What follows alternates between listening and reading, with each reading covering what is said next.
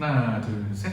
샬롬! 안녕하세요. 중등부 최경수 목사입니다. 고등부 박성호 목사입니다. 청년부 박은혁 간도사입니다. 청년부 권예빈 자매입니다. 청년부 윤은혜 자매입니다.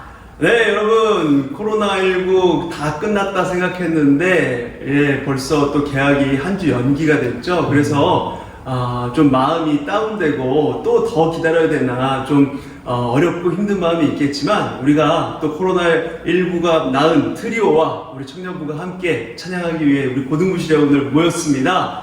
이 찬양으로 여러분 위로받으시고, 주와 함께 은혜롭게 찬양하며 나아가는 이 시간 되기를 원합니다. 찬양하며 나아갑니다. 할렐루야! 할렐루야!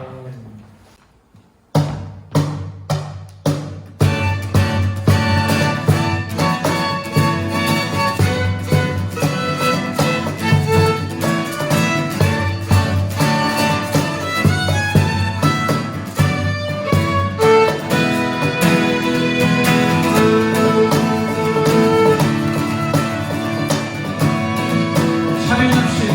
하늘 위에 주는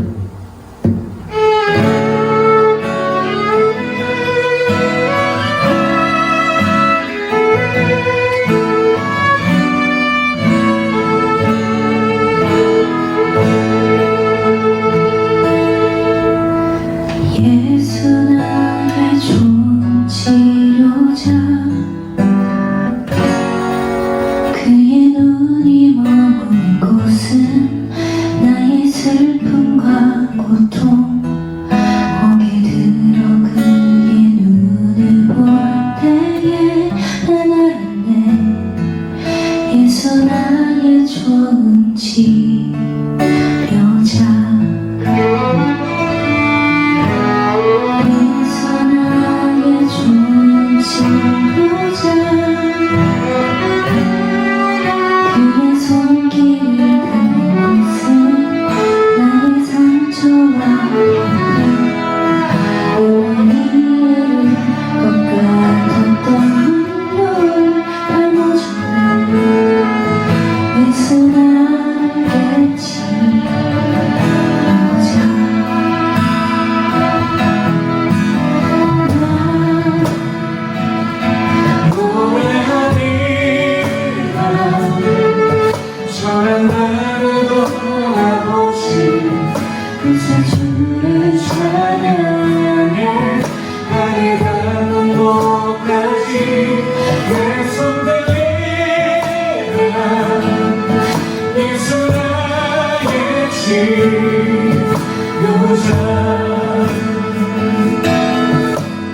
예수 나의 정치료자 그의 손길이란 것은 나의 상처와 우리를 같은 눈물 나머지는 예수 나의 치료자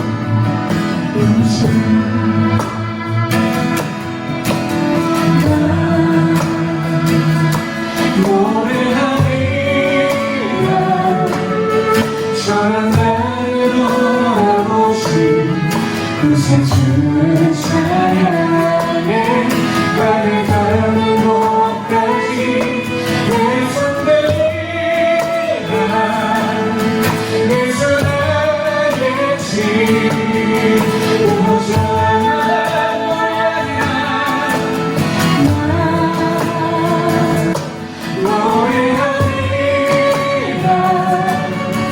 저런 나를 돌아보신 그새 주의 찬양에 나를 닮은 곳까지 내 손 들리라 예수 나의 그래서 주의 원합니다 나 원합니다 노래하리라 저런 나를 돌아보신 그새 주의 찬양에 나를 닮은 곳까지 내 손 들리라 예수 나의 치료자 나를 닮은 곳까지 내 손 들리라 예수 나의 치료자 예수 나의 치료자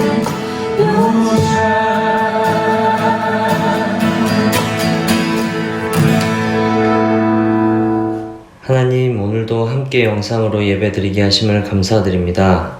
상황은 우리를 예배의 자리에 모일 수 없게 만들지만 어느 곳에서든지 온전히 하나님만 기쁘시게 하는 예배가 되게 하여 주세요. 우리 아이들 지금까지 질병의 위험으로부터 지켜주셔서 참 감사합니다. 전 세계적으로 수백만 명이 죽어가는 질병에도 주의 자녀들 강건케 하시고 질병이 종식되는 마지막까지 건강 잃지 않도록 특별히 보호하여 주세요. 계약이 늦어지고 있습니다. 혼란스러운 상황에도 우리 아이들 불안하지 않게 지켜주시고 계약 후 변화가 있을 학사 일정에도 잘 적응할 수 있도록 인도하여 주세요. 매주 영상으로 말씀 전해주시는 박승호 목사님께 주님의 권능을 더해주셔서 오늘 예배도 우리에게 힘과 능력이 되는 예배가 되게 하여 주세요. 이제 곧 함께 모여 예배 드릴 수 있습니다. 함께 기쁘게 찬양하고 뜨겁게 기도하고 주님께 감사의 영광을 드리는 날이 속히 오길 기대합니다. 예배의 모든 시간이 온전히 주님께만 영광이게 하시옵고 고통 중에도 우리를 언제나 품 안에서 지켜주시는 예수님의 이름으로 기도합니다. 아멘. 오늘 우리에게 주신 하나님 말씀은 구약성경 요엘서 2장 19절에서 21절 말씀입니다.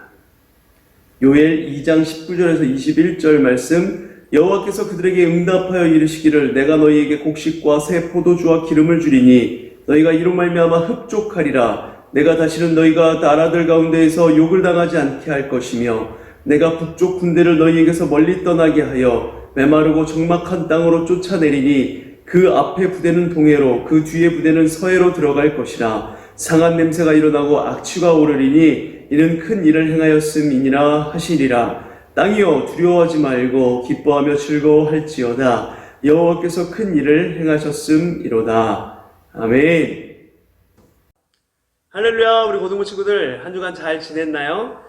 여러모로 참 답답한 상황입니다. 약 석 달간 코로나 바이러스를 몸살을 앓으면서 예배도 나오지 못하고 집에서 영상 예배 드리면서 또 영상 수업 들으면서 잘 지내왔는데 이제 거의 다 왔다 하는 순간에 이태원에서 코로나가 다시 퍼져나가기 시작했죠. 뉴스에 보니까 이태원에 다녀왔던 한 학원 강사가 이태원 다녀온 것을 숨기고 강의를 하다가 수업 들었던 고3 학생들이 코로나에 걸리는 일도 있었고, 여러 가지로 희망적이지 못한 일들이 대부분입니다. 개학은 또 언제 다시 하게 될지 사실은 참 어려운 상황이에요.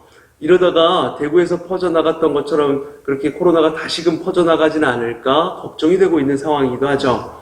끝이 보이는 상황에서 다시 원점으로 돌아간 것 같아서 허무한 생각이 들기도 하고 여러모로 답답한 상황인데, 이런 상황에서 우리 주님은 우리에게 무엇을 원하시는지, 어떻게 이 상황을 바꿔가실지 우리가 좀 말씀을 통해서 한번 같이 생각해보는 시간을 갖도록 하겠습니다.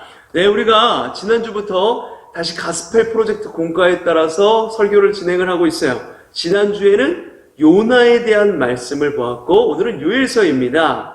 네, 여러분한테 설교 전에 먼저 고백하겠습니다. 제가 화요일날 요엘서 말씀을 묵상하면서 설교 준비를 미리 이렇게 좀 했어요. 그런데 수요일날 수요 예배 때 우리 유호승 목사님께서 설교하시는 것을 듣다 보니까 제가 참 미처 알지 못했던 그런 부분들을 깨닫게 되었고 많은 은혜를 받았습니다. 예, 요엘서 말씀을 먼저 이렇게 딱 한번 듣고 나니까 이렇게 시야가 좀 넓어지기도 했고요. 그래서 그 설교를 바탕으로, 그리고 제가 설교 준비했던 것에다가 좀 더 첨부해가지고 설교를 좀 더 보완해서 이렇게 준비를 했다는 것을 여러분께 고백을 합니다. 네, 성경에는 이사야, 예레미야와 같이 차지하는 분량도 많이 있고 유명한 선지자가 있는가 하면은 요엘처럼 무명의 선지자도 있어요. 여러분, 요엘에 대해서 들어본 적이 있나요? 지난주 요나는 그래도 들어봤는데 요엘은 좀 들어본 적이 별로 없죠. 네, 성경 장수도 3장밖에 되질 않습니다. 신약 성경에서 요엘서 말씀을 인용하고 찬양 가사로 마지막 날에 이런 찬양으로 이 가사가 인용되어서 그나마 좀 알고 있는 것이지, 요엘은 그 내용적인 면에서 우리에게 잘 알려져 있지 않은 그런 선지자입니다. 그가 활동했던 시기도 정확하게 언제인지 알 수가 없어요. 자료가 매우 적거든요. 그래서 여러 학자들이 다 다른 소리를 합니다. 요엘이 어느 시대 사람이다, 이 시대 사람이다, 저 시대 사람이다. 많게는 한 7, 8년 이상 차이가 나고 꽤 시대가 차이 나기도 합니다. 예, 어느 시대 사람인지 이야기하는 게 다 다릅니다. 그렇다는 건 이 요엘서의 말씀이 어느 한 시대에 국한되는 것이 아니라 온 인류를 향해서 하신 말씀이라는 것을 의미해요. 어느 시대에 쓰인지도 모르는 그 말씀이 성경에 기록되어 있다는 것은 그것이 그 시대뿐만 아니라 그 당시 시대뿐만 아니라 그 이후 시대를 살아가고 있는 인류, 그리고 바로 지금 시대 우리를 향한 그런 이야기라는 것입니다. 그것을 생각하면서 말씀을 듣기를 바라요. 다만 요엘이 남유다와 북이스라엘로 나뉘어진 그 분열왕국 시대에 남유다에서 활동했다는 것, 그리고 그 당시에는 남유다건 북이스라엘이건 두 왕국 모두 우상숭배로 인해서 패역한 길로 가고 있었다는 것은 분명히 알 수 있는 사실입니다. 요엘서의 주제를 3가지로 나눠볼 수 있는데요. 첫 번째는 심판을 경고해요. 그리고 두 번째는 그 심판에 대해서 회개를 촉구합니다. 그리고 3번째는 회복을 약속을 하시죠. 심판, 회개, 회복. 여러분, 많이 본 그림 아닌가요? 이것은 이사야, 예레미야, 그리고 오늘 이 요엘서와 같은 선지서, 예언서에서 흔히 볼 수 있는 그런 주요 뼈대이고 주제입니다. 백성들이 우상 숭배하면서 타락의 절정을 이루게 되죠. 그때 선지자, 예언자들을 통해서 하나님이 심판을 경고하세요. 그렇게 하면 다 죽는다. 강력하게 심판을 메시지를 전하시죠. 그리고 나서 회개를 촉구하십니다. 그리고 회개하고 돌아오면 이렇게 다시금 회복될 거야 라고 회복을 약속을 하시죠. 심판, 회개, 회복. 네, 구약성경 이 선지서의 많은 부분에서 이 주제를 가지고 말씀을 나누는 것을 볼 수가 있어요. 자, 먼저 요엘서에서 경고하고 있는 심판을 하나하나 한번 살펴보도록 할게요. 첫 번째 심판은 메뚜기 떼의 심판입니다. 1장 4절 말씀에 보면은 이렇게 나와 있어요. 팥충이가 남긴 것을 메뚜기가 먹고 메뚜기가 남긴 것을 느치가 먹고 느치가 남긴 것을 황충이 먹었도다. 팥충이, 메뚜기, 느치, 황충 다 메뚜기의 종류예요. 메뚜기는 비록 작은 그런 곤충이지만 풀을 잘라먹기에 알맞은 강한 턱을 가지고 있기 때문에 대단히 먹성이 좋다고 해요. 사막 메뚜기들은 하루 동안 자기 몸무게 분량의 2배나 되는 작물을 먹어치우는 그런 식욕을 지녔고 1톤의 메뚜기 떼가 하루에 그 사람 2,500명분의 그 식량을 먹어치운다고 합니다. 어마어마한 거예요. 게다가 메뚜기 암컷 한 마리가 이 땅에 존재하는 그 4개월 동안에 1,800만 마리의 새끼를 생산하기 때문에 그 번식력 또한 엄청나다라고 해요. 메뚜기가 한번 휩쓸고 가면 모든 작물이 다 순식간에 사라지는 거예요. 그러니까 일순간 당하게 되는 그 메뚜기 재앙이야말로 지금 시대에도 두려운 재앙일 것인데 당시 시대에는 아마 망하는 재앙이었을 거예요. 경제적으로 폭삭 망하는 겁니다. 지금도 메뚜기 때가 지나가고 나면 농작물이 초토화되어서 복구되는데 시간이 꽤 걸리는데 이 당시에는 그야말로 경제적으로 완전히 망해버리는 재앙이 메뚜기 때 재앙이었던 거예요. 신명기 28장 38절 42절에 보면은 이렇게 자막에 나오고 있는데 일찌감치 하나님께서 모세를 통해서 이스라엘 백성들이 여호와의 말씀을 떠나 우상 숭배를 하면 바알과 아세라 신을 섬기면 하나님의 말씀보다 돈을 더 사랑하면 하나님 말씀보다 내가 더 잘 먹고 잘 사는 것에 관심을 보인다면 메뚜기 떼 재앙을 내릴 것이라고 이렇게 경고하셨던 것을 볼 수가 있죠. 메뚜기 떼 엄청난 재앙입니다. 자, 두 번째 심판은 온 땅에 기근이 되는 거예요. 1장 10절 말씀에 이렇게 나와 있죠. 밭이 황무하고 토지가 마르니 곡식이 떨어지며 새 포도주가 말랐고 기름이 다하였도다. 네, 밭이 말라서 식량이 떨어져 버리는 거예요. 그 상태가 몇 년간 지속되어 굶어 죽는 사람이 속출하는 것이죠. 대재앙이 임하는 겁니다. 새 포도주 기름은 이스라엘의 번영을 의미하는 것인데 그 번영이 말라버린다는 것이죠. 망하는 거예요.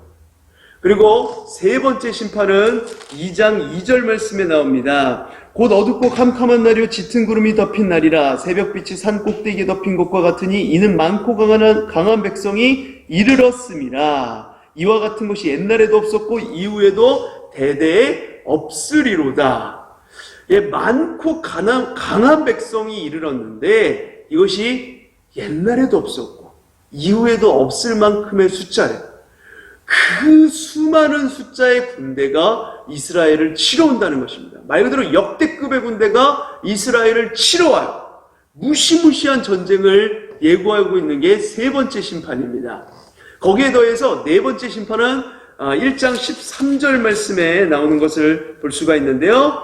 한번 다 같이 읽어보겠습니다. 시작! 제사장들아 너희는 굵은 배로 동이고 슬피 울지어다. 제단에 수종드는 자들아 너희는 울지어다. 내 하나님께 수종드는 자들아 너희는 와서 굵은 베옷을 입고 밤이 새도록 누울지어다. 이는 소제와 전제를 너희 하나님의 성전에 드리지 못함이로다. 네, 여러분, 소제와 전제라는 것은 제사장이 매일같이 드리던 제사를 의미해요. 흔히 드리던 제사, 곧 예배를 하나님의 성전에서 더 이상 드릴 수가 없다. 곧 예배하지 못하는 심판을 이야기하는 것입니다. 영적인 심판입니다. 예배하지 못하는 것 얼마나 답답합니까? 마음껏 예배하고 싶은데 예배당에서 제사하고 예배하지 못하는 것, 이것을 마지막 네 번째 심판으로 이야기하시는 거예요. 여러분, 심판에 대한 말씀을 듣다 보니 여러분 어떻습니까? 안 그래도 코로나로 마음 심란하고 답답한데 더 답답하게 느껴지시나요? 그러나 우리 친구들, 우리가 답답한 것보다 하나님이 더욱 답답해하시고 마음 아파하신다는 것을 여러분들이 아셔야 합니다. 성경에 왜 이렇게 심판의 메시지가 있는 것일까? 그냥 말 한마디라도 잘 된다라고 그렇게 해주면 좀 좋아? 그래야 희망이라도 갖게 되는 거 아니야? 우리는 이렇게 생각을 하지만 사랑하는 자녀들에게 심판의 메시지를 전하시는 그 하나님 아버지의 마음이 어떠하신지 우리가 헤아려 볼 수 있어야 되는 거예요. 사랑하는 자녀, 이스라엘 백성이, 그리고 우리가 망하는 길로 가고 있는 거예요. 우상 숭배하며 우리 자신을 조금씩 사탄에게 내어주고 마귀와 동행하고 있는 것이죠. 그런 우리를 향해서 너 왜 그러고 있니? 나를 떠나 살면, 마귀와 함께 살면 너 망한다. 나에게로 다시 돌아오렴. 심판을 통해서 말씀하시는 이 하나님 아버지의 마음을 우리가 읽을 수가 있어야 하는 거예요. 자, 우리 2장 12절부터 14절까지 말씀을 한 목소리로 한번 읽어보겠습니다. 2장 12절에서 14절 말씀 시작. 여호와의 말씀에 너희는 이제라도 금식하고 울며 애통하고 마음을 다하여 내게로 돌아오라 하셨나니 너희는 옷을 찢지 말고 마음을 찢고 너희 하나님 여호와께로 돌아올지어다. 그는 은혜로우시며 자비로우시며 노하기를 더디하시며 인애가 크시사 뜻을 돌이켜 재앙을 내리지 아니하시나니 주께서 혹시 마음과 뜻을 돌이키시고 그 뒤에 복을 내리사 너희 하나님 여호와께 소제와 전제를 드리게 하지 아니하실는지 누가 알겠느냐. 아멘. 우리 하나님께서 회개하라고 강력하게 말씀하고 계시는데 12절 말씀에 보니까 금식하며 기도하라고 하시는 거예요. 제가 참 못하는 게 금식인데요. 수련회 때 한번 이야기했을 건데 대학교 1학년 때 군대 목사, 바로 군목이 되기 위해서 한 학기 동안 열심히 공부하고 시험을 치른 후에 간절한 마음으로 친구들과 기도원에 가서 5일간 금식을 한 적이 있었습니다. 죽을 뻔했어요. 한 3일째부터는 기도가 아니라 기도 끝나면 기도원 나가서 뭘 먹을까? 이런 것만 생각하면서 막 치킨, 피자, 스테이크, 회 먹을 거, 초밥 이런 걸 리스트를 하나하나 적었어요. 금식 기도는 그러면서 금식 기도는 아무나 하는 게 아니구나 라는 것을 깨닫게 되었고 그때부터 지금까지 하루 이상 금식 기도를 하지 않습니다. 그런데 오늘 말씀에 금식하면서 기도하라고 나와 있어요. 큰일 났습니다. 금식하며 기도하라니요. 여기서 금식은 제가 했던 금식과는 좀 다른 거예요. 보통 금식 기도라고 하면 제가 그랬던 것처럼 무언가 간절한 소망을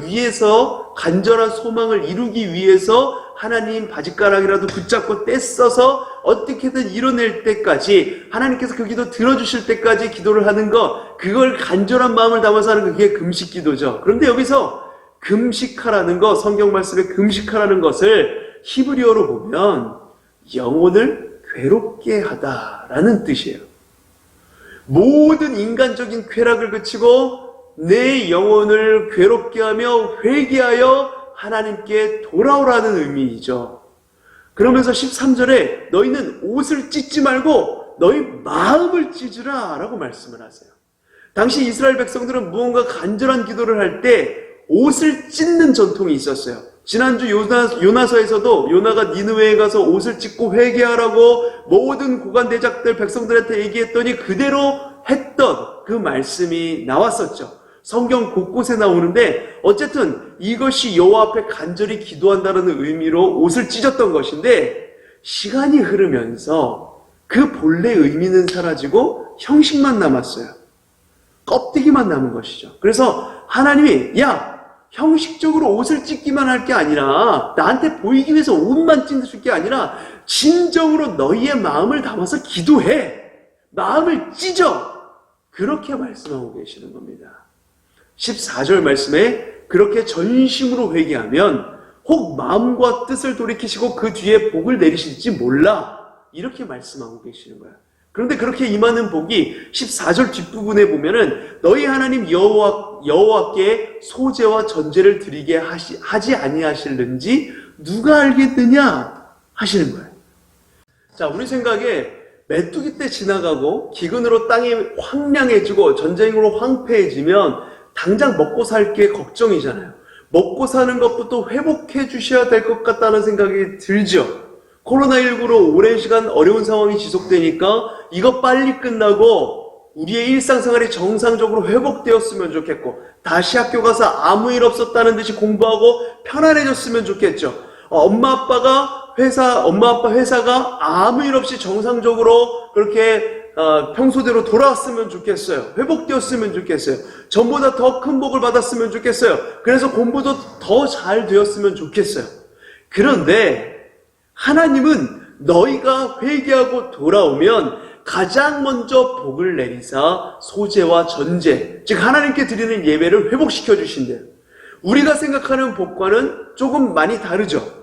우리는 이 땅에서 잘 먹고 잘 사는 것, 공부 잘해서 좋은 대학 가고 좋은 직장에 취직하는 것, 그것을 최고의 복으로 생각을 합니다. 그런데 하나님은 이 땅에 썩어질 것이 아니라 영원한 것, 바로 영원의 축복을 말씀하고 계시는 거예요. 우리는 하나님이 바라보는 것을 바라볼 수 있어야 됩니다. 하나님이 원하시는 가장 우선적인 복이 무엇인지를 간절히 갈망해야 돼요. 그것은 하나님을 만나는 것, 하나님을 예배하는 것이죠. 이것이 진짜 우선적으로 우리에게 회복되어야 할 복이라는 것입니다. 그래서 하나님이 19절부터 21절에 오늘 본문 말씀에 회개한 자에게 주시는 축복을 말씀하셨어요. 곡식과 새 포도주와 기름을 주시고 군대 대적들을 물리치신답니다. 여호와께서 큰 일을 행하셨으니 즐거워하라고 21절에 말씀하시죠. 이어서 28절, 29절 말씀을 우리 한번 한 목소리로 읽어볼까요? 유명한 말씀인데 시작! 그 후에 내가 내 영을 만민에게 부어주리니 너희 자녀들이 장래일을 말할 것이며 너희 늙은이는 꿈을 꾸며 너희 젊은이는 이상을 볼 것이며 그때 내가 또 내 영을 남종과 여종에게 부어줄 것이며 아멘. 주의 영이 임할 때 자녀들이 예언할 것이고 늙은이는 꿈을 꿀 것이고 젊은이는 이상을 볼 거래요. 하나님의 영을 부어주셔서 우리 안에 거하시겠다라고 말씀하시는 겁니다. 최고의 재앙은 제사, 예배가 끊기는 것이라고 했죠. 그런데 단순히 그 예배가, 제사가 회복되는 정도가 아니라 회개하는 자에게 하나님께서 직접 우리에게 오셔서 예배 회복되는 그 정도로 그치는 것이 아니라 우리 안에 완전히 거하시겠다는 겁니다. 하나님이 우리 안에 거하시겠다. 그리고 우리를 영원히 떠나지 않겠다라고 말씀하고 계시는 것이에요. 할렐루야. 어떻게 하면? 회개하면. 회개할 때 심판을 예고하시고 회개하라고 요엘 선지자를 통해서 이렇게 말씀하셨죠. 그리고 회개하면 이렇게 주의 영이 우리와 함께 하신다는 거예요. 옷을 찢는 정도가 아니라 마음을 찢으며 진정으로 회개할 때 주의 영이 함께 하신다고 하신 것입니다. 그리고 이 약속은 신약 성경에 그대로 이루어지죠. 사도행전 2장에 예수께서 부활 승천하시면서 보내신 성령이 오순절 마가다락방에서 모여서 기도했던 120명의 성도들에게 강하게 임합니다. 그뿐만이 아니라 우리에게도 성령이 찾아오셔서 이미 우리 안에 거하고 계시죠. 우리 안에서도 이 약속이 이루어진 겁니다. 자, 그런데 여러분 생각해 보세요. 우리가 마음을 찢고 회개하고 기도한 적이 있나요? 마음을 찢으면서 회개하고 기도한 적, 진정으로 정말로 하나님의 마음을 돌이킬 만큼 간절히 회개했던 적이 있었나요? 옷만 찢는 형식적인 그런 회개만 하고 있지 않았나요? 마음을 찢는 회개를 해야만 성령을 부어주신다면서요. 그렇게 찾지 않았잖아요. 진정으로 마음 찢으면서 회개한 적 없었잖아요. 그런데 이미 신약의 초대교회 성도들에게 그리고 우리들에게 성령께서 찾아오셨어요. 우리는 전심으로 회개한 적이 없는데 그렇게 주님께서 이미 찾아오셨다는 것입니다. 성령이 우리 안에 거하시고 계신다는 것입니다. 이것을 설명해 주는 말씀이 있어요. 우리 마지막으로 요엘서 2장 32절 말씀 다 같이 한번 읽어보겠습니다. 2장 32절 말씀 시작. 누구든지 여호와의 이름을 부르는 자는 구원을 얻으리니. 아멘. 여기까지요. 누구든지 여호와의 이름을 부르는 자는 구원을 얻으리니. 여러분, 하나님은 온 이스라엘 백성들이, 온 인류가, 그리고 우리가 전심으로 회개할 사람들이 아니라는 것을 이미 알고 계셨어요. 옷은 찢더라도 마음을 찢을 존재들은 아니라는 것을 이미 알고 계셨어요. 그래서 하나님께서 예고하신 그 심판을 한 사람에게 대신 지우십니다. 그게 바로 예수 그리스도이시죠. 메뚜기 때 재앙이 임하고 기근이 임해서 먹을 것이 없고 목마르게 되었죠. 예수 그리스도께서 십자가에서 내가 목마르다라고 하신 것으로 대신 목마름을 지고 가신 것이에요. 사방에 군대가 일어나 엄청난 숫자의 대적들이 이스라엘을 치러 옵니다. 그 심판이 임했어요. 예수께서는 그 군대, 사탄의 군대를 온몸으로 받아내셨어요. 소재와 전제가 끊겼어요. 하나님께 드리는 제사를 드릴 수가 없게 되었죠. 예수께서 십자가에 달리셔서 심판을 받으심으로 아버지이신 하나님과 완전히 단절된 상태가 되었습니다. 그래서 나의 하나님 어찌하여 나를 버리시나이까 십자가에서 간절히 외치신 것이죠. 나의 목마름, 기근, 대적의 공격, 여호와 하나님과의 단절, 이 모든 재앙을 예수 그리스도께서 지시고 홀로 그 심판을 받아내신 것입니다. 그래서 누구든지 여호와의 이름을 부르는 자는, 누구든지 예수의 이름을 부르기만 하면 구원을 얻으리니 우리에게 구원의 길이 열린 것입니다. 저주가 그친 거예요. 사랑하는 고등부 친구 여러분, 그럼 우린 이제 어떻게 살아가야 할까요? 예수께서 내 죄를 대신 지셨으니까 뭐 죄 다시 짓고 다시 예수님한테 또 나아가지, 반복해서 죄 짓고 또 하나님께 나아가고 또 회개하고 또 죄 짓고 이렇게 하지 뭐. 예수님이 어차피 사하여 주실 것이니까 맘 놓고 죄를 지어도 되는 것일까요? 얼른 코로나 끝나고 이 재앙이 끝나고 다시 나만 잘 먹고 잘 살기를 구하면 되는 것일까요? 그럴 수 없느니라. 죄 아래 있고 은혜 아래 있다고 내 마음대로 죄 지으면서 나 혼자 잘 먹고 잘 살기 위해 살아가는 그 과거의 모습으로 돌아갈 수가 없는 것입니다. 은혜를 맛본 사람이라고 한다면, 진정으로 예수 그리스도의 그 은혜 안에 거하고 있다면, 예수 그리스도의 그 처절한 사랑을 깨달았다고 한다면 그 사랑을 떠날 수가 없는 겁니다. 벗어날 수가 없는 것이죠. 하나님께서 이것을 우리에게 말씀하고 싶으셨던 겁니다. 내가 너희를 이만큼 사랑해. 그래서 너희가 나를 버리고 우상 숭배하고 죄를 지었어도, 난 너희를 심판하려고 마음 먹고 있었어도 회개하면, 나에게 돌아오기만 하면 받아줄 거야. 그런데 너희가 그렇게 할 수 없다는 걸 알아. 그러기에 사랑하는 내 아들에게 내가 대신 너희 대신 심판을 내릴 거야. 그러기에 내 아들 예수 그리스도만 믿어라. 그럼 그 회복의 은혜가 너희에게 임한다니까. 내가 영원히 너희 안에 거할 거라니까. 주님께서 우리에게 이렇게 말씀하시는 거야. 여러분, 이 깊은 주의 사랑 안에 거하는 우리 고등부 모두가 되기를 간절히 소망합니다. 우리 시간에 이 깊은 사랑을 묵상하며 찬양하며 나아가도록 하겠습니다. 아버지의 사랑을 찬양합니다.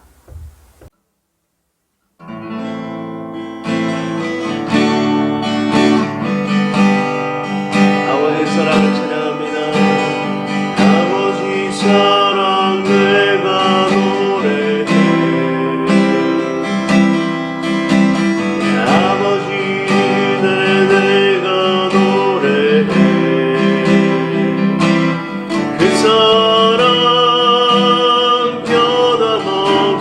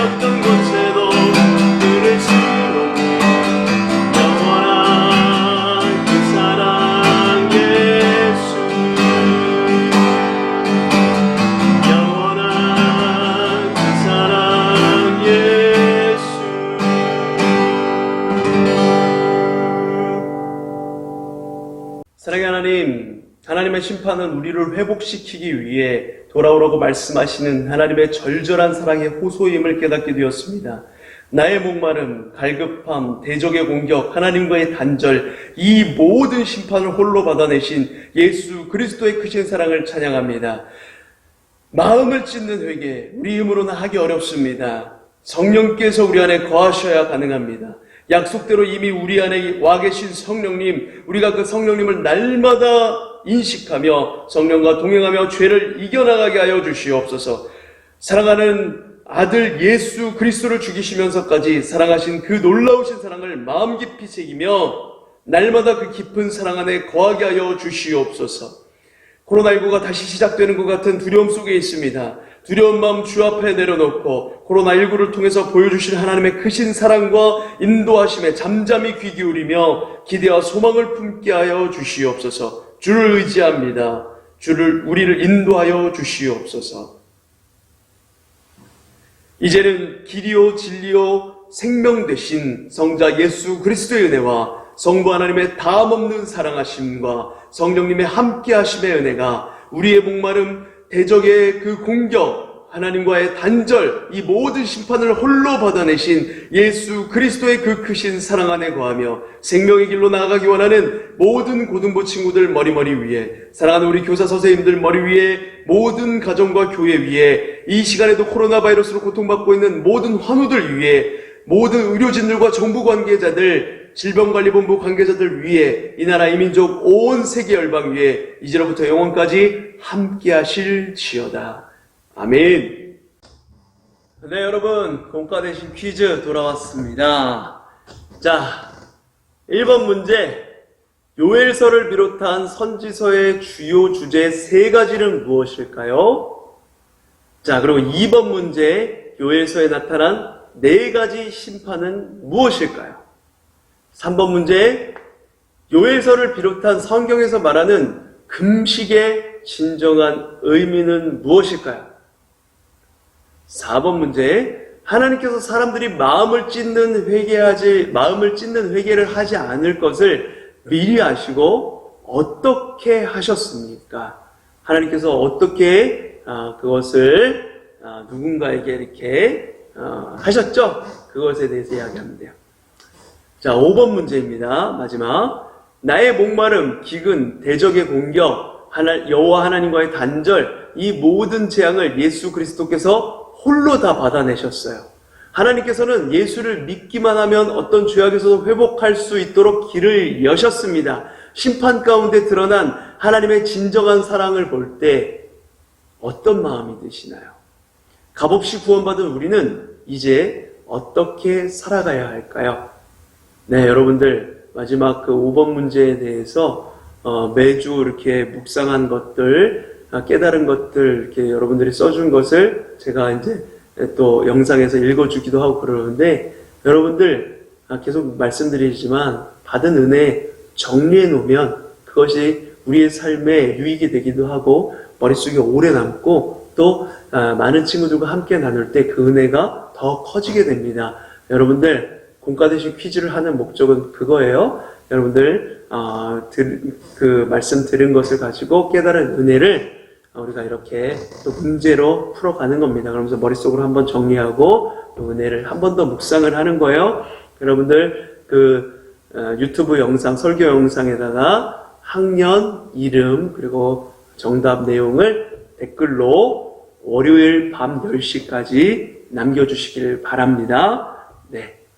많이 참여해 주세요. 계속해서 참여해 주는 친구들인데 참 고맙습니다. 계속해서 우리 이 코로나19 끝날 때까지 공과 대신 퀴즈가 진행될 거니까요. 여러분들 많이 참여해 주시길 바랍니다. 그리고 이번 주가 스승의 주일이에요, 여러분들. 스승의 주일, 우리 선생님들 만나진 못하지만 우리 선생님들께 감사하다라고 영상으로나 아니면 카톡으로 메시지 하나라도 감사하다라고 그렇게 꼭 메시지 남겨주셨으면 좋겠습니다. 여러분들, 선생님들 여러분들을 위해서 정말 열심히 기도하고 계세요. 여러분들 그 놀라운 주님의 사랑으로 여러분들을 가르친 일에 최선을 다하고 계시는 선생님들을 생각하면서 사랑의 메시지 하나 남겨주시길 바랍니다. 자, 그러면 우리 정답 영상으로 화요일에 돌아오도록 하겠습니다. 그때까지 또 잘 지내길 바래요. 그럼 이만.